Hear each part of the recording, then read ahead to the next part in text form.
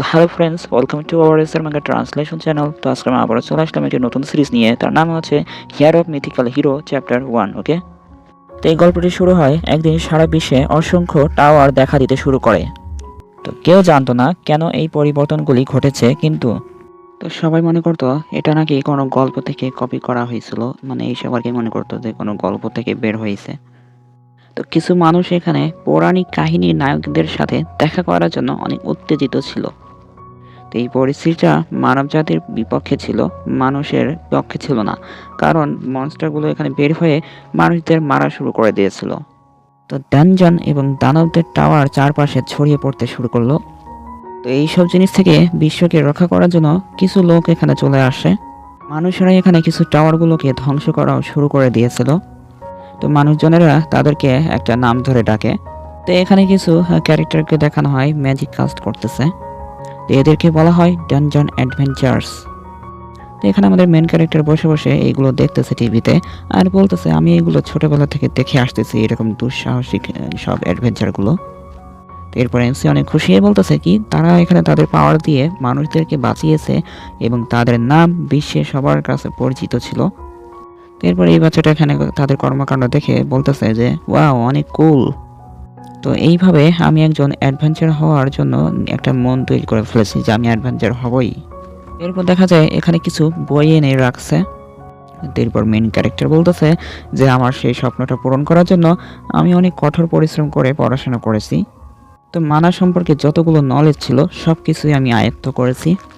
এরপর এই বই পড়তে পড়তেই অনেক বড় হয়ে গেছে। তারপর বলতেছে যে আমি 4টা মিউটেশন সম্পর্কে যতগুলো ধারণা ছিল সব পড়েছি। তো এখানে যতগুলো বই ছিল আমি সবগুলো বই এখানে পড়া শুরু করলাম।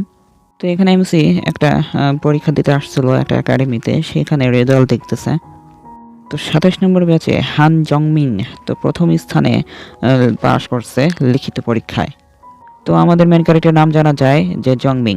তো সে বলতেছে যে আমি এখন এনরোল হতে পারবো একটা অ্যাডভেঞ্চার একাডেমিতে। তো যারা কিনা এলিট মেম্বার আছে তারাও এই একাডেমিতে এনরোল হতে পারে না। তো জংমিং এত যে খুশি হয়েছে যে তার চোখ দিয়ে পানি বেরিয়ে গেছে, খুশির পানি। এছাড়াও আমি একটা ডানজনের অ্যাডভেঞ্চার হয়ে উঠব।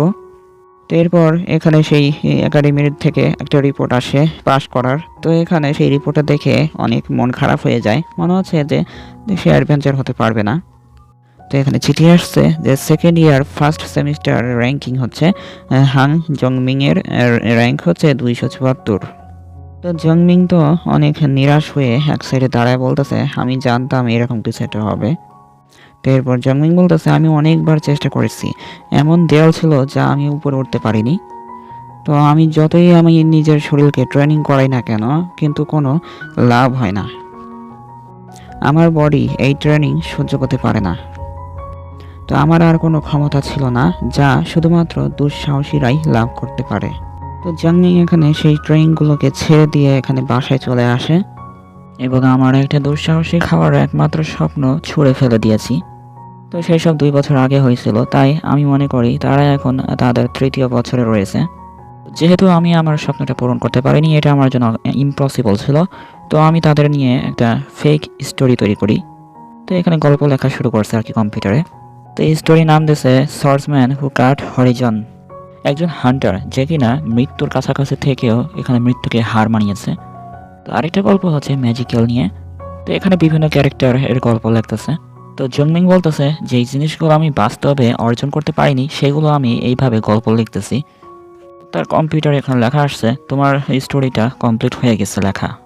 তো এখানে কম্পিউটারে লিখতেছে গল্পটা, আর গল্প লিখতে লিখতে ফাইনাল চ্যাপ্টারে চলে আসছে, আর এখানে বলতেছে আমার প্রায় শেষ হয়ে গেছে গল্পটা লেখা। তো মন খারাপ করে এসে আর কি লিখতেছে আর কম্পিউটারের দিকে তাকায় আছে। তো এরপর জংমিং বলতেছে সবসময় একটা গল্পের শেষ আছেই। তো গল্প লিখতে লিখতে শরীর ক্লান্ত হয়ে গেছে আর এখানে বিছানায় শুয়ে পড়ছে আর বলতেছে ঘুমানোর পর আমি বাকিটা লিখে ফেলবো। তো টিভি চালু করে এখানে বিভিন্ন নিউজ দেখতেছে। তো এরপর এখানে নিউজ রিপোর্টার নিউজ পড়তেছে যে বলতেছে এইটা হচ্ছে আমাদের দেশে একমাত্র ডিভাইন অ্যাডভেঞ্চার নেব্রো। তো যাকে টিভিতে দেখাচ্ছে তার নাম হচ্ছে রাচেল, আর তার মিশন শেষ হয়ে গেছে। তো এখন সে কোরিয়ায় ফিরে আসতেছে। তো আরও খবরে বলতেছে যে এখানে এই টাওয়ারগুলো প্রায় ক্লিয়ার করা হয়ে গেছে, আমরা শান্তির অনেক কাছাকাছি আছি। তো জন্মি এখানে বলতেছে কি সে এই রকম বয়সে এত বড় বড় কাজকর্ম করছে। তো এইগুলো আর কি টিভিতে দেখতেছে জংমিং। তো জংমিং এখানে বলতেছে আমি কেন এরকম ক্ষমতা পেলাম না, যদি আমি পেতাম তাহলে আরো ভালো ভালো কাজ করতাম। তো এইগুলো বলতে বলতে তার চোখ একটু লাল হয়ে গেছে আর এখানে রাগ করে শুয়ে পড়ছে। তো নিরাশ হয়ে এখানে বিছনায় খালি জোরে জোরে বাড়ি মারতেছে আর বলতেছে এটা নিয়ে আমার আর কিছুই করার নেই। এরপরের সিনে দেখা যায় যে জংমিং এখানে চাদর মুড়ো দিয়ে শুয়ে পড়ছে আর এখানে তার ল্যাপটপ চালু করে রাখছে। তো জংমিন তো এখানে ঘুমাইছে রয়েছে আর এখানে পাশে একটা অদৃশ্য একটা আলো এসে বলতেছে টাওয়ার নির্মাণের জন্য একটা নতুন রেকর্ড অনুসন্ধান করা হচ্ছে। তো এরপর দেখা যায় যে জংমিং এর সিস্টেম মানে ল্যাপটপটা যেটা ছিল সেটা এখানে বাতাসে ভাসতেছে আর এখানে বলতেছে এই ওয়ার্ল্ডটা খুঁজে পাওয়া গেছে, এটা একদম পারফেক্ট সেটিং। তো এই নোবেলটা দিয়ে একটা নতুন ওয়ার্ল্ড তৈরি করা যাবে, নতুন টাওয়ার তৈরি করা যাবে। তো জংমিং যে স্টোরিতে কাজ করতেছিল যেটা প্রায় শেষ হয়ে গেছিলো সেটা নিয়ে আর কি এই ওয়ার্ল্ড তৈরি করা হবে আর একটা নতুন টাওয়ার তৈরি করা হবে। তো এরপর সেই স্টোরি অনুযায়ী একটা টাওয়ার তৈরি করে ফেলছে। তো সেই টাওয়ারটা এখানে চকচক করতেছে আর বাইরে আর কি একটা নতুন টাওয়ার তৈরি হয়ে গেছে। এই টাওয়ারের ভিতরে একটা নতুন দুনিয়া তৈরি করা হয়ে গেছে, একটা টাওয়ার। তো এরকম করে মেসেজ আসছে আর এই টাওয়ার দিয়ে অনেকগুলো স্পিরিচুয়াল এনার্জি রিলিজ হচ্ছে। তো এরপরে সিনে জংমিংকে দেখানো হয় সে ঘুম ভাঙে, ঘুম ভাঙার পরে এখানে অনেকগুলো আওয়াজ শুনতে পায় আশেপাশে আর এখানে সেই আওয়াজের কারণে উঠে পড়ছে। টিভির ভিতরে অনেকগুলো সাউন্ড আসতেছে। তো এগুলো শুনে জংমিং উঠে বলতেছে আমি কি গত রাত টিভি বন্ধ করিনি। তো এখানে রিপোর্টারও অনেক চিল্লা বলতেছে এটা অনেক আশ্চর্যজনক একটা ঘটনা হয়েছে।